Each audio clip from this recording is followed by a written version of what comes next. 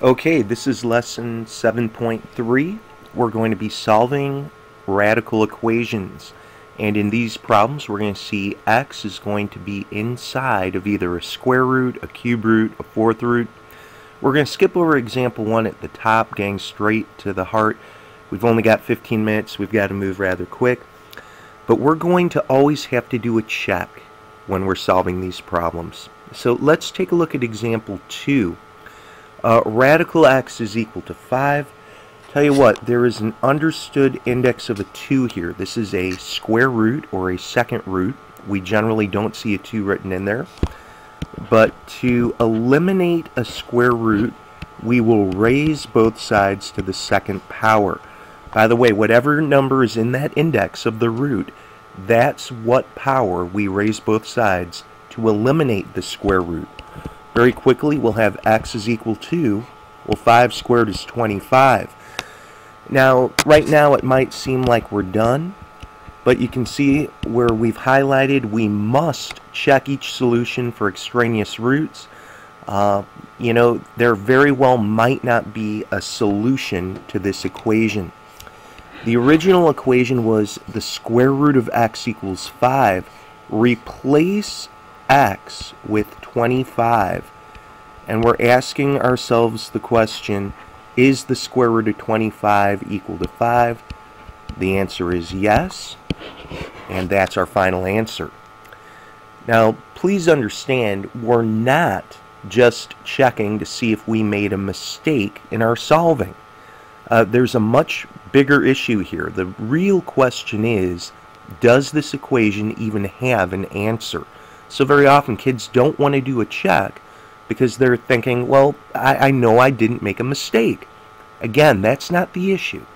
Let's look at example number 3. By the way, you can see at the top of the screen here, we need to get the radical alone.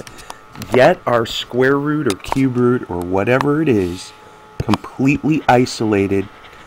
There is a 10 out in front of this radical x. That implies 10 times the radical. To get our radical alone, we're going to divide both sides by 10. And very simply, we'll have radical x is equal to negative 9. Now again, we're going to square both sides. Keep negative 9 in these parentheses. A negative times a negative is a positive. And we'll have x is equal to 81. So very often, kids want to say, hooray, we're done. But let's do a check. 10 times, well, this square root of 81, the question is this really equal to negative 9? Or negative 90, I'm so sorry. Well, let's see. Radical 81 is just a 9. Is 10 times 9 equal to negative 90? No. There is no solution to this problem. I can't stress enough that the check is not a matter of, just reinforcing if we made a mistake on our previous work. It's a much bigger issue. We're really asking, is there even a solution to begin with? If there would be a solution, it would be 81, like we just solved for. But honestly, there's no solution at all. So the check is absolutely necessary. Number 4, let's work through this fast. Get your radical alone, add a 7. Negative 5 plus 7 is 2.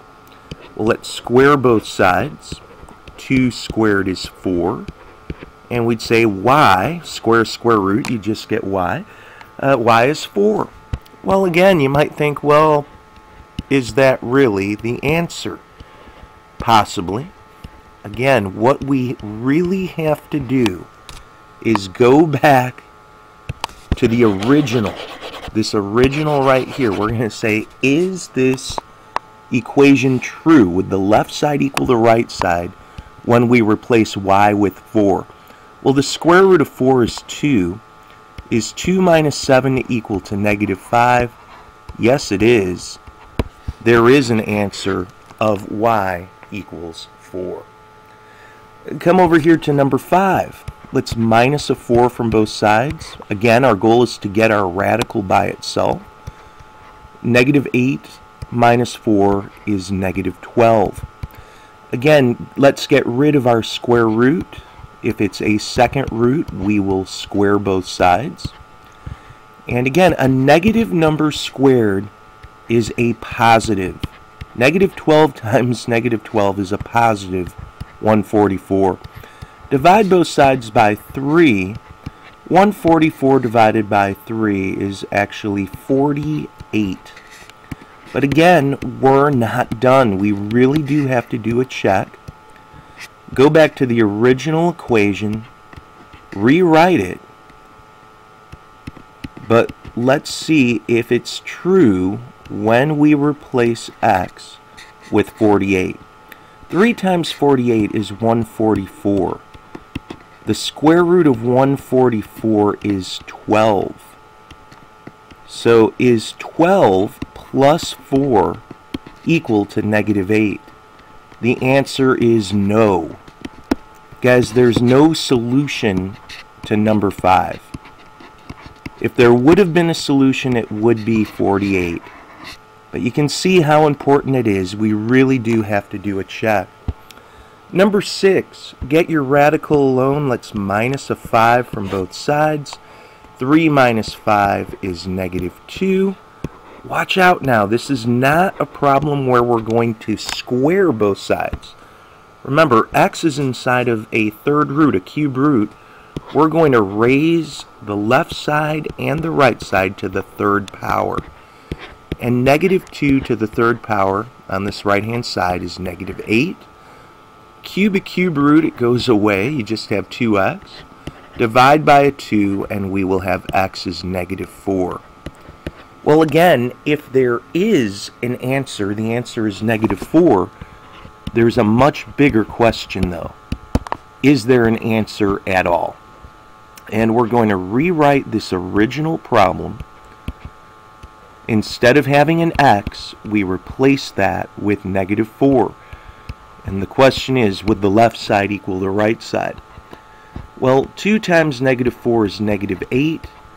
Remember, we talked about this before, earlier in the chapter. Negatives are okay inside of cube roots. And in fact, the cube root of negative 8, what number times itself 3 times is negative 8? Well, the answer would be negative 2. So is negative 2 plus 5 equal to 3? Yes, it is. There is an answer to this problem. It's negative 4. Let's take a look over here for number 7. Our radical is alone. I'm going to raise both sides to the 4th power. And as we do that, 3 to the 4th power is 81. Over here we have 2x minus 1. Get rid of the radical. Add a 1 and you'd get 82. Divide by a 2, and very quickly you'll have 41. Again, if there is an answer, x would equal 41. We have an entirely different question, though. The question is, does this problem even have a solution to begin with? That's really why we have to do the check. Just rewrite the problem, plug in a 41 in place of x. 2 times 41 is actually 82. 82 minus 1 inside this root, well, that's going to be 81. So is the 4th root of 81 equal to 3?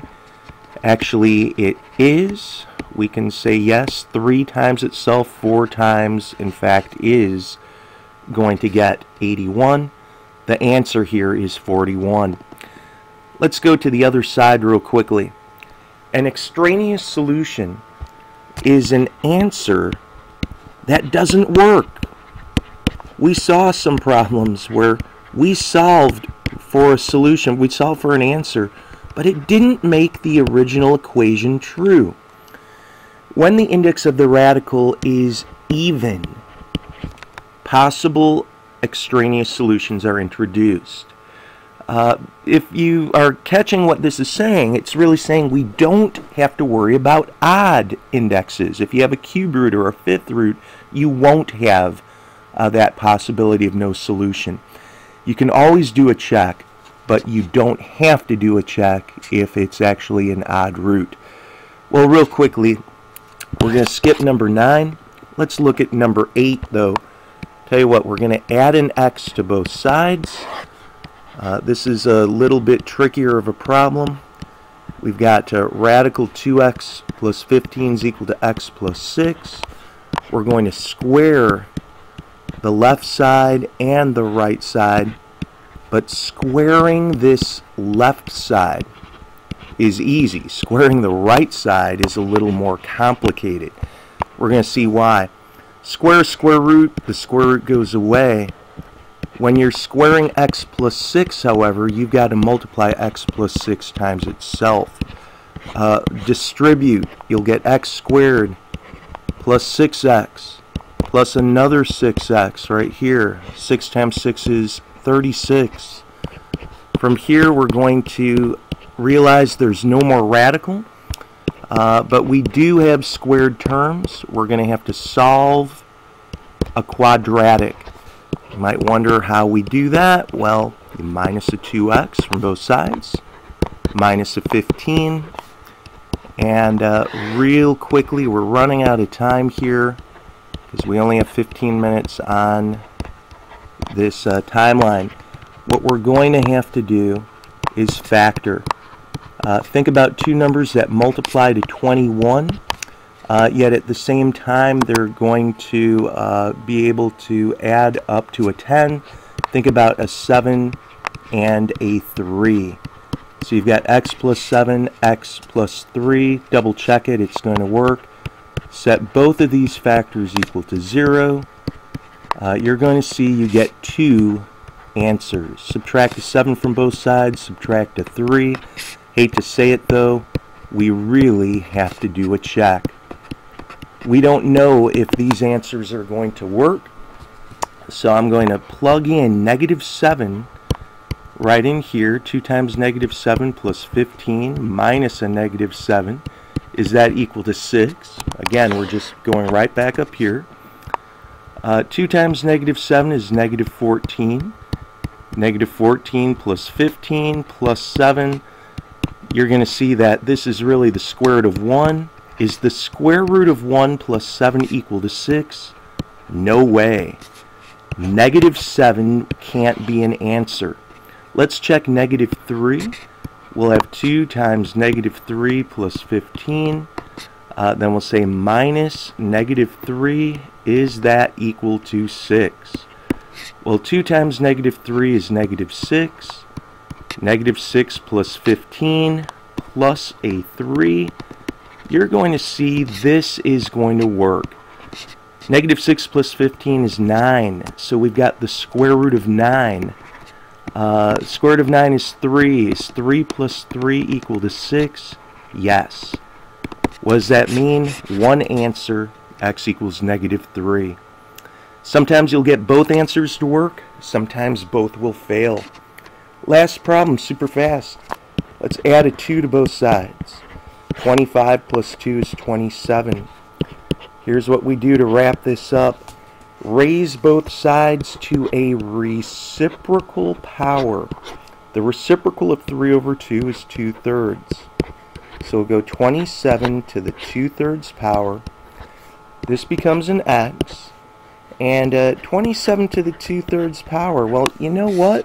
That's really a cube root of 27, and then we'll square it. Just going back to some earlier review, remember this denominator of the fraction power tells us what kind of root we have.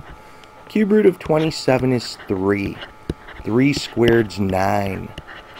Well, again, if there's an answer, the answer is 9.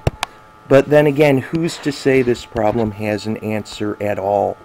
X to the 3 halves. Well, let's write 9 to the 3 halves. Minus 2 equals 25. Is that really going to work? Well, again, the denominator tells us this is a second root of 9, and we'd cube it. Would this check out? Well, let's see. Square root of 9 is 3. 3 cubed is 27. 27 minus 2 is 25. Yes, it works. What does that mean? The answer is 9. Hope this is helping. Best of luck to you, and we'll see you next time for section 4.